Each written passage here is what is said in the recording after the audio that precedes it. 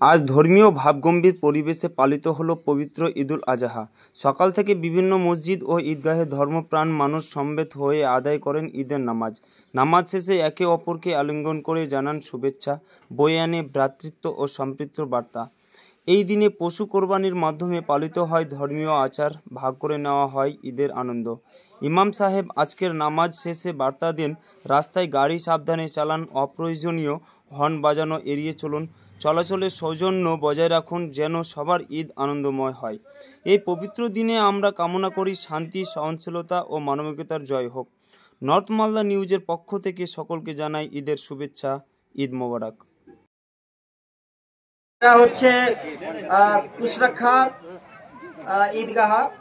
আমরা কুশরাখার উত্তরটোলা এবং দক্ষিণটোলা প্রতি বছর সম্মিলিতভাবে ঈদ উদযাপন করি।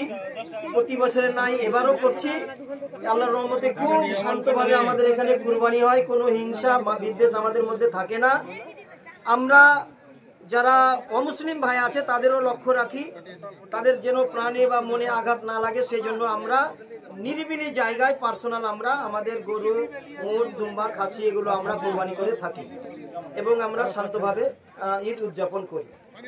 তাছাড়া আমরা ছোট ছোট বাচ্চাদেরকে, যারা যুবক আছে তারাকেও অ্যাডভাইস দিয়ে থাকি যে তোমরা রাস্তাঘাটে মোটরসাইকেল চালালে অবশ্যই হেলমেট ব্যবহার করবে এবং গাড়ির কাগজপত্র রাখবে এবং দুইজনের বেশি চাপবে না।